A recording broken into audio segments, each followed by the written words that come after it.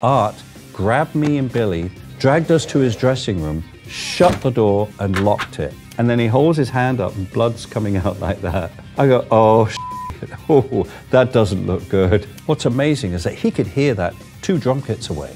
He could feel it. Isn't that incredible? Ready to go? Ready to go. All right. Hi, Simon Phillips here from Drumeo. The Drumeo team have found a whole bunch of old clips. I have no idea what they are. I have no idea where they got them from. I'm going to give them a look and see what surprises are in store.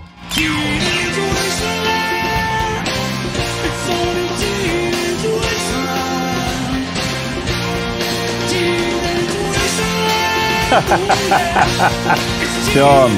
Oh.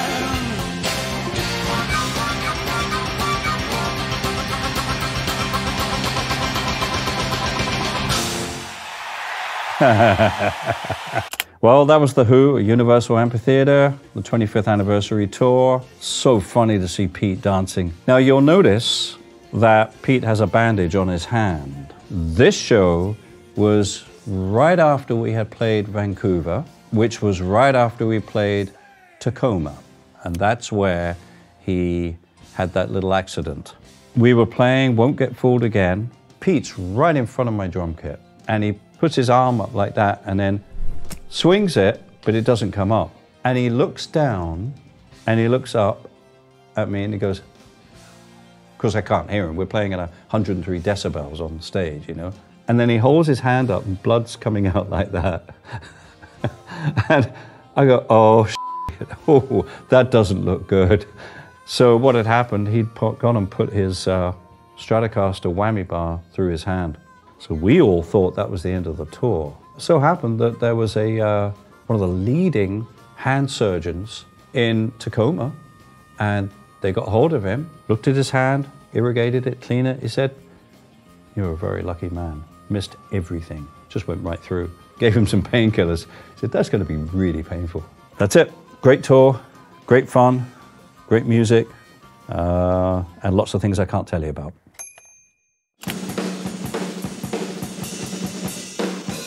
Oh, dig that hair.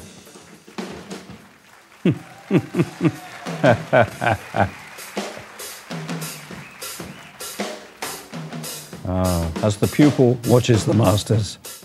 There's Art. Oh, man.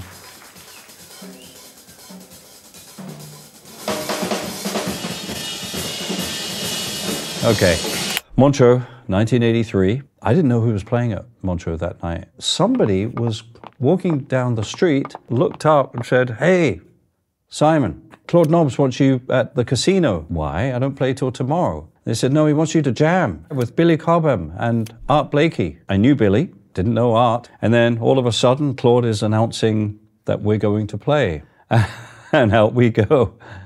What happened later was even better. When we finished this, you see us walk off stage, but actually we came back out with some of the jazz messengers. Art came over and said, "Hey man, this next solo, you play the shit you play, all right? You play that shit you play." And I went, "Oh, okay." Right after we came off stage, Art grabbed me and Billy, dragged us to his dressing room, shut the door and locked it. And he started giving Billy a lecture. "You gotta keep going with this. You gotta just take it. And I'm not gonna be around much longer, so it's up to you now to, you know," and I'm going, wow, here's, you know, Billy, who, you know, has been my idol for forever. And I'm like, this is incredible. And then he turns to me and goes, "And you, don't ever give up on the bass drum." And Billy's like, what it was, that era of drummer, they grew up playing 4, no matter what they were doing, feathering the bass drum. But I had since kind of abandoned that and got into playing more bebop, where I'm dropping bombs. What's amazing is that he could hear that 2 drum kits away. He could feel it. Isn't that incredible?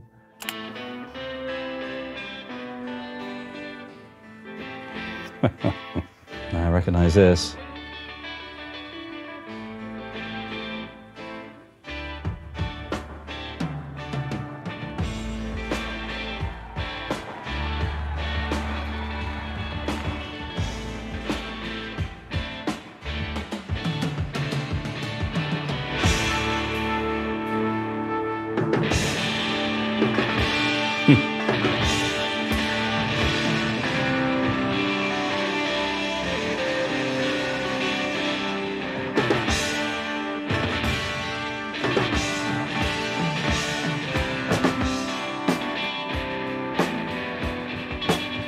Oh dear.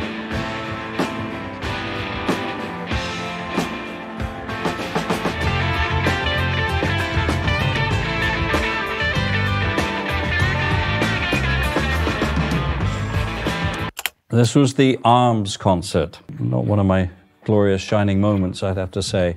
I had just been to Vancouver, recorded an album with Chilliwack at Little Mountain Studios. I got a panic phone call from Jeff Beck's manager asking me if I could come home. I had to go straight to the hotel, check in, and then go straight down to No Miss Rehearsal Studios, where we rehearsed some of the songs from There and Back. I was slowly finding out what this was all about. This was Ronnie Lane's charity event, and Glyn Johns had put together all these amazing rock stars, basically. I was only supposed to be involved with Jeff's segment, but right after we finished our sound check, both Charlie and Kenny came up to me and said, "You're going to play with Jimmy, right?" No, I don't know anything about that. I said, go on, you play with him. Because he obviously didn't want to play with him for whatever reason.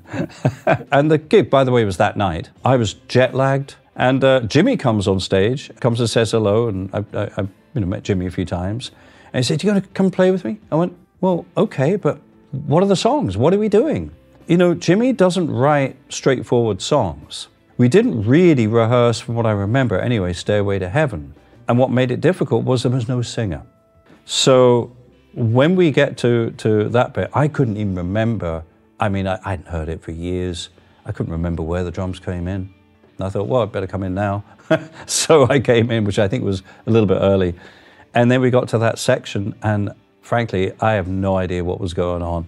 So we just kind of just fumbled my way through it. But anyway. And that was this clip, of course.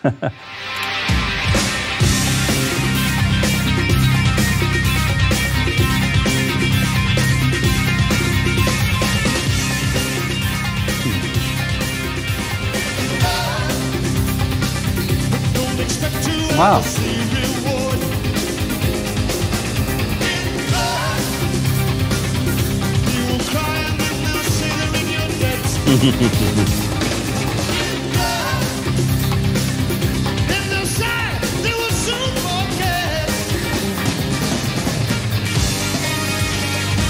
I'm not exactly sure where that performance was from. I'm kind of thinking it was Brixton Academy in London. What's interesting is I don't remember the way I was playing it a little bit differently to the record. When you make a record and you do the track, you don't know the song. It's the first time you've played it, and even though you might do 2, 3, 5, 10 takes, it's still the first time you play it.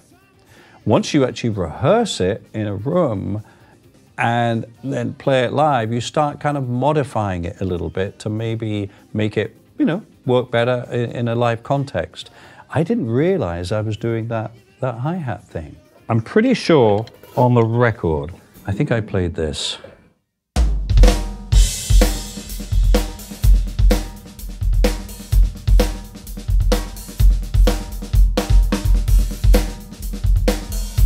But there, it looks like I was doing something like this.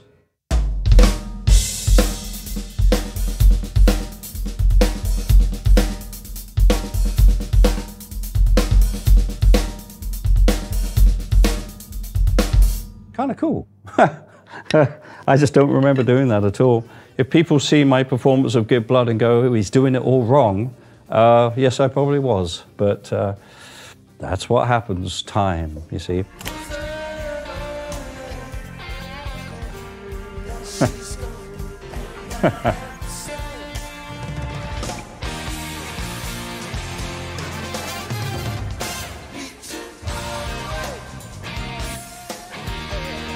Oh. Oh, okay.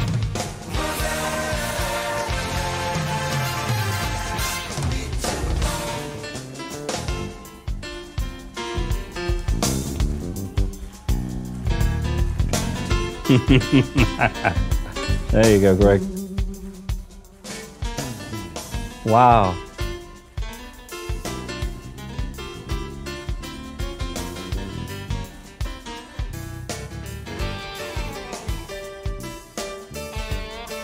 Oh no, wow.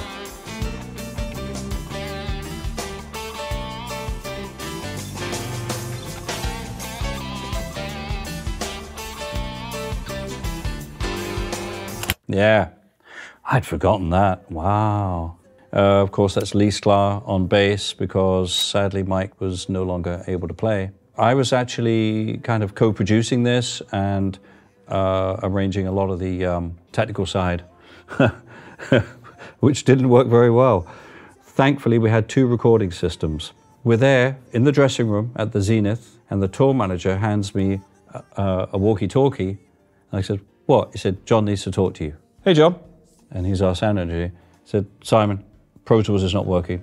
Okay, right. And of course, I had to mentally go through like a checklist of all the things, because he wasn't so familiar with Pro Tools, but I had set the system up, checked it out before the show, and I was trying to do, and I was all ready to play a show, you know, I wasn't in that frame of mind. I go, right, check this, check that, you know, blah, blah, blah, restart, whatever, you know, whatever we had to do. And Luke was getting more impatient and go, can we play? And I went, no, Luke, we cannot play because we need to record it, right? And all the cameramen are waiting. It was, what's going on, you know? So, and eventually he said, it's working. And we all went, oh, good. I still don't really know what it was because I wasn't there at the time. Mike Porcaro actually shot a lot of B-roll for this particular DVD, which is really fun. Yeah, but that was Toto in Paris.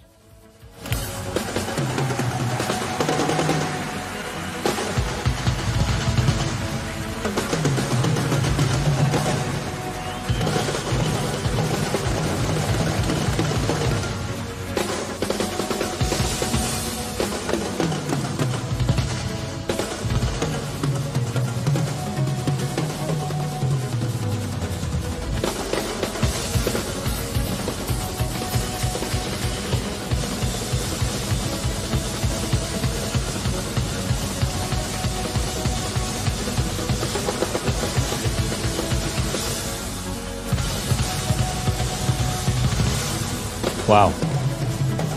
Okay, enough of that. This concert was the day before the Art Blakey video. This was Wembley Arena.